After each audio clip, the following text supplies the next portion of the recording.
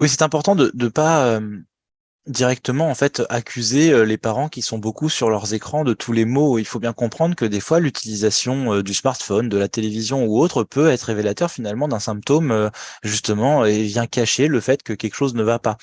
Par exemple, dans les relations parents-enfants, on se rend compte des fois que le téléphone va permettre de jouer un petit peu le rôle de refuge face à une situation qui va être peut-être trop compliquée, trop débordante ou envahissante pour le parent.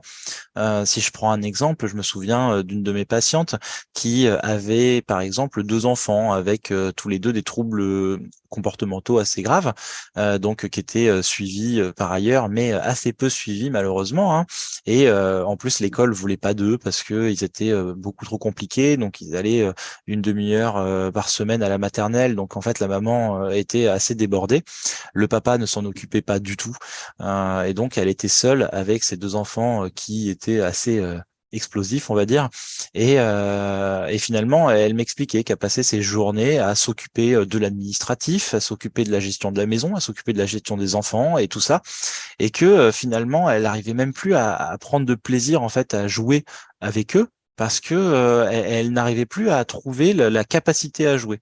Par contre, elle arrivait à se réfugier sur son téléphone. Alors après, le téléphone en lui-même, ça fait pas forcément énormément, hein. Elle lisait juste des bandes dessinées ou des petits bouquins depuis son téléphone. Mais en fait, elle était tout le temps dessus quand elle le pouvait.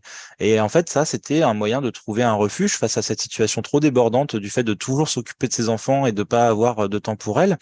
Et finalement, ce qui a été important, c'est qu'elle arrive à entendre que ce refuge qu'elle trouvait dans le téléphone, finalement, venait révéler le fait qu'elle se sentait un peu trop débordée et qu'elle avait besoin d'aide pour justement gérer tous ces côtés-là, aussi bien l'administratif que les enfants tous les jours ou autres. Et en fait, finalement, on s'est rendu compte de ça au moment du confinement en 2020. Le HCSP, au Conseil de santé publique, a bien montré qu'il y a eu une hausse de l'utilisation des écrans pendant le confinement. Alors bon, quand on regarde les chiffres, c'est vrai qu'on se rend compte que ils ont pris en compte le fait aussi qu'on était beaucoup plus sur les écrans pour le côté administratif et le travail. Donc forcément, ça fausse un peu les chiffres. Mais bref, on va pas quand même se voiler la face. C'est vrai que beaucoup de gens se sont servis beaucoup plus de leur téléphone, d'Internet, de leur ordinateur ou autre pendant le confinement.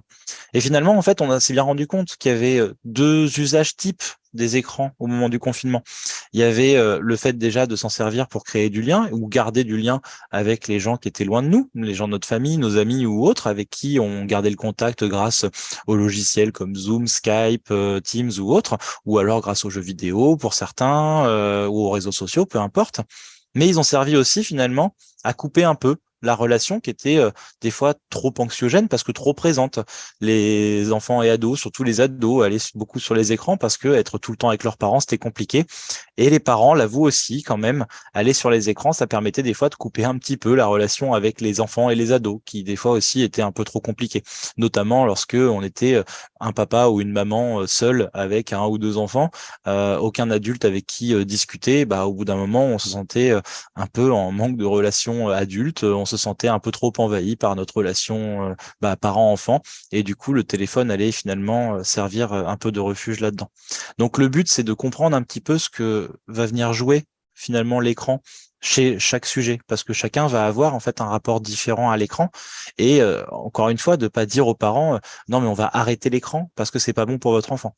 Mais le but, c'est d'essayer de comprendre ce que vient jouer finalement l'écran pour le sujet qu'il utilise, quel impact il a dans la relation entre le sujet et sa famille, et trouver un moyen justement de faire au mieux pour que il y ait toujours de l'écran, mais pas tout le temps, pas forcément au moment où justement il y a besoin qu'il n'y en ait pas, et que finalement ce qui pousse la personne à trouver refuge dans cet écran puisse trouver une solution ailleurs que dans un simple refuge. Donc en fait, tout est une question de dialogue et de compréhension, et de surtout pas faire de l'écran le mauvais objet, le grand méchant loup, mais bien comprendre finalement qu'il s'inscrit dans une dynamique à la fois parentale et relationnelle, mais également en fait une dynamique subjective propre, et qu'il vient en fait finalement remplir peut-être quelque chose dans le rapport que le sujet va avoir avec son monde et son environnement.